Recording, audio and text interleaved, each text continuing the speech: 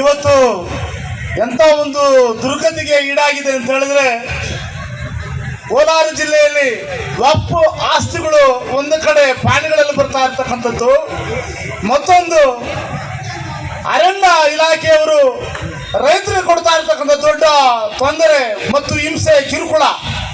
ಇವತ್ತು ಆ ಭೂಮಿಗಳನ್ನು ರೈತರು ಸುಮಾರು 100 ವರ್ಷಗಳು 70 ವರ್ಷಗಳ ಕಾಲದಿಂದ ಏನು ಪಾಣಿಗಳಲ್ಲಿ ಬರ್ತಾ ಇದೆ ಅಂತ ಭೂಮಿಗಳು ಪರಂಪರೆಯಿಂದ ಉಳಿಸ್ಕೊಂಡು ಬೆಳೆಸ್ಕೊಂಡು ಬರ್ತಾ ಇರ್ತಕ್ಕಂಥ ಭೂಮಿಗಳನ್ನು ಇವತ್ತು ಅರಣ್ಯ ಇಲಾಖೆಯವರು ನಮ್ಮ ಸತ್ತು ಇದು ಅಂತ ಹೇಳ್ಬಿಟ್ಟು 70-100 ವರ್ಷಗಳಾದ್ಮೇಲೆ ಬಂದಿದ್ದಾರೆ.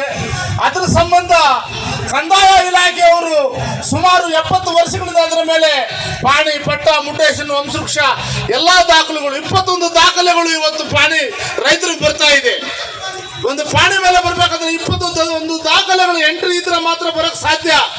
ಅಂತಹ ದಾಖಲೆಗಳು ಇರ್ತಕ್ಕಂಥ ಭೂಮಿಗಳನ್ನ ಇವತ್ತು ದೌರ್ಜನ್ಯದಿಂದ, ಅದರಲ್ಲಿ ಕಂದಾಯ ರೆವಿನ್ಯೂ ಇಲಾಖೆಯವರು ಸಹಕಾರದೊಂದಿಗೆ ಸರ್ವೆ ಇಲಾಖೆಯವರು ಎಲ್ಲ ದಾಖಲೆಗಳು ಗೊತ್ತಿದ್ರು ಕೂಡ ಎಲ್ಲ ಒಂದಾಗಿ ಇವತ್ತು ರೈತರ ಮೇಲೆ ಬೀಳ್ತಾ ಇದ್ದಾರೆ. ಸಾವಿರಾರು ಎಕರೆ ಭೂಮಿಗಳು ಇವತ್ತು ಸರ್ವನಾಶ ಆಗಿದ್ದಾವೆ, ಬೆಳೆಗಳು ಸರ್ವನಾಶ ಆಗಿದ್ದಾವೆ. ಮತ್ತು ತೆಂಗಿನ ಮರಗಳು, ಮಾವಿನ ಮರಗಳನ್ನ ಅವರ ಎದುರುಗಡೆ ಅವರ ಮಕ್ಕಳ ಸ್ಥಿರ ಕಡ್ದಂಗೆ ಕಡಿದಿದ್ದಾರೆ. ಈ ನೋವನ್ನು ರೈತರು ಅನುಭವಿಸ್ತಾ ಇದ್ದಾರೆ. ವಕ್ಫ್ ಒಂದು ಕಡೆ ಸುಮಾರು 500-600 ಎಕರೆ ಭೂಮಿಯನ್ನ ಇವತ್ತು ಅವರ ಜಮೀನುಗಳನ್ನ ಪಾಣಿಗಳಲ್ಲಿ ಇವತ್ತು ನಮೂದು ಮಾಡಲಿಕ್ಕೆ ಹೊರಟಿದ್ದಾರೆ. ಈ ಭೂಮಿ ನಮ್ಮದು ಅಂತ ಅವರೆಲ್ಲ ಸತ್ತಾಗಿರೋದು, ಅವರೆಲ್ಲ ಬಂದಾಗಿರೋದು, ಅವನು ಬಂದು ಎಲ್ಲ ಒಂದು ಜಂಡ ನಾಡಿರೋದು. ಆ ಹುಣಸೆ ಮರಗಳು ಎಲ್ಲಾದ್ರೂ ಇದ್ರೆ ಅವೆಲ್ಲ ನಮ್ಮದೇ. ಒಂದು ಹುಣಸೆ ಮರಕ್ಕೆ 10 ಎಕರೆ ಭೂಮಿಯನ್ನ ಇದು ನಮ್ಮ ವಕ್ಫ್ ಬೋರ್ಡ್ ಅಂತ ತೋರಿಸ್ತಾ ಇದ್ದಾರೆ.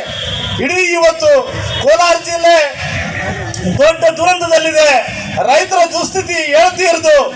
ರೈತರು ಇವತ್ತು ನಿನ್ನೆ ಒಂದು ಘರ್ಷಣೆ ಆಗಿದೆ. ಮಹಿಳೆಯರು, ಮಕ್ಕಳು ಅನ್ನೋದಿರ ಅವ್ರನ್ನ ಎಳೆದಾಡಿ ಕಕ್ಕಲತ್ತ ಗ್ರಾಮದಲ್ಲಿ ಅನೇಕ ಮಕ್ಕಳು ಇವತ್ತೊಂದು ದಿವಸ ಬೀದಿಗೆ ಬಂದಿದ್ದಾರೆ. ಆ ಮಕ್ಕಳು ಪಾಪ ಚೀರಾಡಿಕೊಂಡು ಮೈ ಮೇಲೆ ಬಟ್ಟೆಗಳು ಕೂಡ ಹರಿದು ಹಾಕಿದ್ದಾರೆ. ಆ ಫಾರೆಸ್ಟ್ ಇಲಾಖೆಯವರು ಒಂದು ಚೂರು ಕೂಡ ದಯಾ ದಾಕ್ಷಿಣ್ಯ ಇಲ್ಲದೆ ನಡೆದುಕೊಳ್ತಾ ಇರ್ತಕ್ಕಂಥ ಈ ಪ್ರವೃತ್ತಿಯಕ್ಕೆ ಕಾರಣ ಕಾಂಗ್ರೆಸ್ ಸರ್ಕಾರ. ಇವತ್ತು ಯಾವ ರೀತಿ ಈ ರೈತರನ್ನ ಬಲಿಪಶುಗಳು ಮಾಡ್ತಾ ಇದೆ, ಅವ್ರ ಅನ್ನ ಕಿತ್ಕೊಳ್ತಾ ಇದೆ, ಅವ್ರ ಭೂಮಿ ಕಿತ್ಕೊಳ್ತಾ ಇದೆ, ಅವರ ಮಾನ ಪ್ರಾಣಗಳನ್ನು ಕಿತ್ಕೊಳ್ತಾ ಇದೆ. ಇದನ್ನು ನಾವು ಈ ವೇದಿಕೆಯ ಮುಖಾಂತರ ಸಮಸ್ತ ಈ ಸಮಾವೇಶದ ಪೂಜನೀಯ ಎಲ್ಲ ಸ್ವಾಮೀಜಿಗಳ ಸಮಕ್ಷಮದಲ್ಲಿ ನಾವು ಈ ನೋಡನ್ನು ತೋಡ್ಕೊಳ್ತಾ ಇದ್ದೀವಿ. ಇದಕ್ಕೊಂದು ಪರಿಹಾರ ಆಗಬೇಕಾಗಿದೆ. ಅದು ಶಾಶ್ವತ ರೀತಿಯಲ್ಲಿ ಒಂದು ಪರಿಹಾರ ಸಿಗಬೇಕು. ಇಡೀ ದೇಶವ್ಯಾಪ್ತಿ ಒಂದು ದೊಡ್ಡ ಮಟ್ಟದ ಒಂದು ಪ್ರತಿಭಟನೆ ಆಗಬೇಕಾಗಿದೆ. ಇದು ಇವತ್ತು ರಾಜ್ಯದಲ್ಲಿ ಈ ಅಂತ ಸರ್ಕಾರಗಳನ್ನು ಕಿತ್ತೊಯ್ಸಬೇಕು. ಇದಕ್ಕೆ ಮೂಲ ಎಲ್ಲಿಂದ ನಾವು ಯಾವ ರೀತಿ ಮಾಡಬೇಕು ಅನ್ನೋದು ಈ ವೇದಿಕೆಯಲ್ಲಿ ಚರ್ಚೆ ಆಗಬೇಕಾಗಿದೆ. ಈಗ ತಾನೇ ನೋಡಿದಂಥ ಒಂದು ನಾಟಕ ಇಡೀ ನಮ್ಮ ಜೀವಮಾನದ ಕರುಳು ಹಿಂಡು, ಇಡೀ ನಮ್ಮ ಬದುಕು ಬಯಲಿಗೆ ಬಂದು ನಮ್ಮ ಜೀವನ ಹಾಳು ಮಾಡುವಂಥ ಒಂದು ಪ್ರವೃತ್ತಿ ಇವತ್ತು ದೂರದಲ್ಲಿಲ್ಲ, ತುಂಬಾ ಹತ್ತಿರದಲ್ಲಿ ನಾವು ಎಲ್ಲ ಕಳ್ಕೊಂಡಿದ್ದೀವಿ.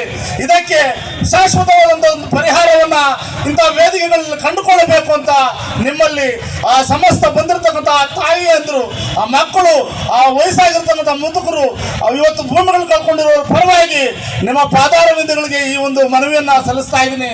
ಇದು ತುಂಬಾ ನೋವಿನ ಸಂಗತಿ. ಇಂಥ ಸಂಗತಿಗಳ ಬಗ್ಗೆ ದಯವಿಟ್ಟು